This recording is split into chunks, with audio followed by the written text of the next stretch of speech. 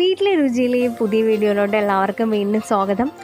ഇന്നത്തെ നാടൻ കോഴി ബിരിയാണിയുടെ പ്രത്യേകത എന്താണെന്ന് വെച്ച് കഴിഞ്ഞാൽ നമ്മൾ ഈസ്റ്റർ സൺഡേയിൽ വീട്ടിലുണ്ടാക്കിയ ബിരിയാണിയുടെ ഒരു റെസിപ്പി ഞാനിവിടെ ഷെയർ ചെയ്യുവാണ്. എല്ലാവരും കാണുക, ഇഷ്ടപ്പെട്ടാൽ ലൈക്ക് ചെയ്യുക, കമൻറ്റ് ചെയ്യുക, ഷെയർ ചെയ്യുക, ഈ ചാനൽ സബ്സ്ക്രൈബ് ചെയ്യുക. ഇനി നമുക്ക് നേരെ നാടൻ കോഴി ബിരിയാണിയിലോട്ട് കിടക്കാം. ഇതിന് മുൻപുള്ള ഒരു വീഡിയോയിൽ നാടൻ കോഴിക്കറിയുടെ റെസിപ്പി ഞാൻ ഷെയർ ചെയ്തിട്ടുണ്ട്. അതേപോലെ തന്നെ നാടൻ കോഴിയെ നന്നായിട്ട് കഴുകി വൃത്തിയാക്കി മസാലകളെല്ലാം തേച്ച് കുറച്ച് നേരം മാരിനേറ്റ് ചെയ്ത് വെക്കാം. മാരിനേറ്റ് ചെയ്ത നാടൻ കോഴിയെ പ്രഷർ കുക്കറിൽ നമുക്ക് വേവിച്ചെടുക്കാം. ഹൈ ഫ്ലെയിമിൽ ഒരു ഫുൾ വിസിൽ കേട്ടതിന് ശേഷം നമുക്കത് ഓഫ് ചെയ്യാം. നമ്മുടെ കോഴി വേവുന്ന സമയത്ത് നമുക്ക് ബാക്കിയുള്ള കുക്കിങ്ങിലോട്ട് കിടക്കാം. ഉരുളി നന്നായിട്ട് ചൂടായിട്ട് കഴിയുമ്പോൾ വെളിച്ചെണ്ണ ഒഴിച്ച് അതിലോട്ട് മെയിൻ സ്പൈസസ് എല്ലാം ഇട്ട് നന്നായിട്ടൊന്ന് പൊട്ടിച്ചെടുക്കാം. സ്പൈസസ് എല്ലാം നന്നായിട്ട് പൊട്ടി വരുന്ന സമയത്ത് ആവശ്യത്തിനുള്ള പച്ചമുളകും ഇഞ്ചിയും കൂടി നമുക്ക് ചേർത്ത് കൊടുക്കാം.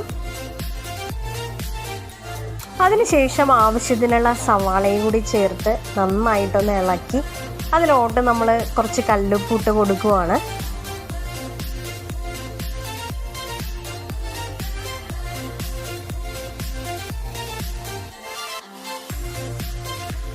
ഇനി അതിനാവശ്യത്തിനുള്ള വെളുത്തുള്ളി ഇഞ്ചി പേസ്റ്റും കൂടി ചേർത്ത് നന്നായിട്ടൊന്ന് മൊരിയിച്ചെടുക്കാം.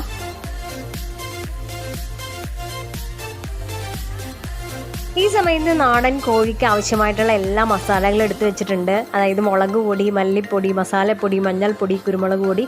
ഇനി ഈ മസാലപ്പൊടികളെല്ലാം തന്നെ ചേർത്ത് കൊടുത്ത് അതും നന്നായിട്ടൊന്ന് മൊരിയിച്ചെടുക്കാം.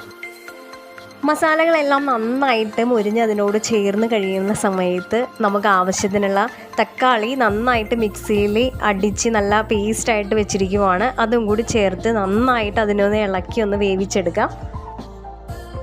തക്കാളിയെല്ലാം നന്നായിട്ട് വെന്ത് മസാലയോട് ചേർന്നിരിക്കുന്ന ആ ഒരു സ്റ്റേജിൽ നമ്മൾ 3/4 ഭാഗത്തോളം വെന്തിരിക്കുന്ന നാടൻ കോഴിയുടെ സ്റ്റോക്ക് ഒഴിച്ച് ഒന്നും കൂടി ആ മസാലയെ നന്നായിട്ടൊന്ന് വരട്ടിയെടുക്കാം.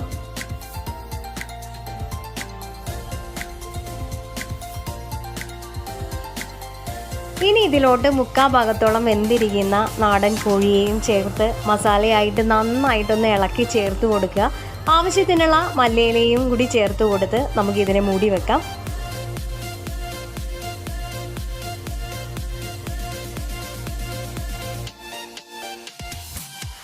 നാല് കിലോ നാടൻ കോഴിക്ക് 4 കിലോ റൈസ് എന്ന രീതിയിലാണ് നമ്മളിപ്പോൾ ബിരിയാണി സെറ്റ് ചെയ്യാൻ പോകുന്നത്.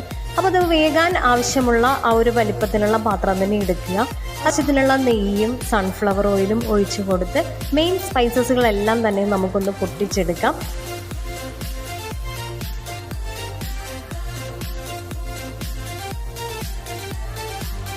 ഇനി അതിലോട്ട് കുറച്ചധികം തന്നെ മല്ലിയിലയും പുതിനയിലയും ഇട്ട് നന്നായിട്ടൊന്ന് ഇളക്കി കൊടുക്കുക. അത് എണ്ണയുമായിട്ട് ചേർന്ന് ചെറുതായിട്ടൊന്ന് വാടി തുടങ്ങുന്ന സമയത്ത് തന്നെ കഴുകി വാരി വെച്ചിരിക്കുന്ന റൈസും ആവശ്യത്തിനുള്ള ഉപ്പും ചേർത്ത് ചെറുതായിട്ടൊന്ന് ഇളക്കി കൊടുക്കാം.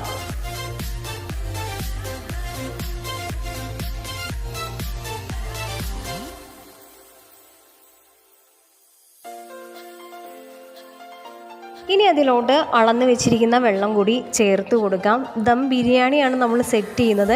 അതുകൊണ്ട് തന്നെ ഏത് കപ്പിലാണോ നമ്മൾ റൈസ് അളന്നെടുത്തത് അതിൻ്റെ ഇരട്ടി വെള്ളം എടുത്തതിന് ശേഷം അതേ കപ്പിൽ 2 കപ്പ് വെള്ളം മാറ്റിയതിന് ശേഷമാണ് നമ്മൾ ഇതിലോട്ട് ഒഴിച്ചു കൊടുത്തിരിക്കുന്നത്. വെള്ളം നന്നായിട്ട് വെട്ടിത്തിളക്കുന്ന സമയം വരെ ഇതിനെ ഹൈ ഫ്ലെയിമിലും അതിനുശേഷം മൂടി വെച്ച് ലോ ഫ്ലെയിമിൽ 3/4 ഭാഗത്തോളം നമുക്കിതിനൊന്ന് വേവിച്ചെടുക്കാം.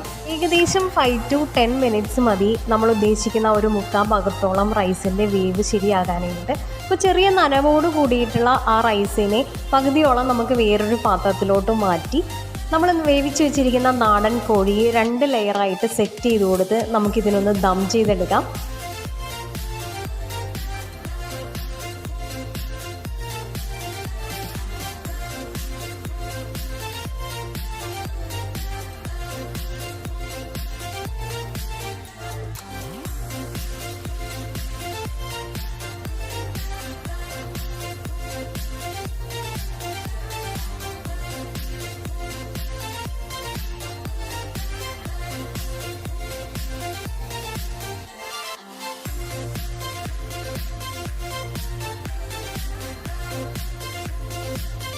നല്ലൊരു ഫ്ലേവറിനും കളറിനും വേണ്ടി സാഫ്രോണും കൂടി നമുക്കിതിലോട്ട് ചേർത്ത് കൊടുക്കാം. ചൂട് കട്ടിയുള്ള ഒരു പാൻ തന്നെ നന്നായിട്ട് ചൂടാക്കി അതിന് മുകളിൽ 10 മിനിറ്റോളം മൂടി വെച്ച് നമുക്കിതിനെ നന്നായിട്ട് ദം ചെയ്തെടുക്കാം. അങ്ങനെ നമ്മുടെ നാടൻ കോഴി ബിരിയാണി ഇവിടെ റെഡി ആയിട്ടിരിക്കുവാണ്. ഇനി ഇത് സെർവ് ചെയ്യാം.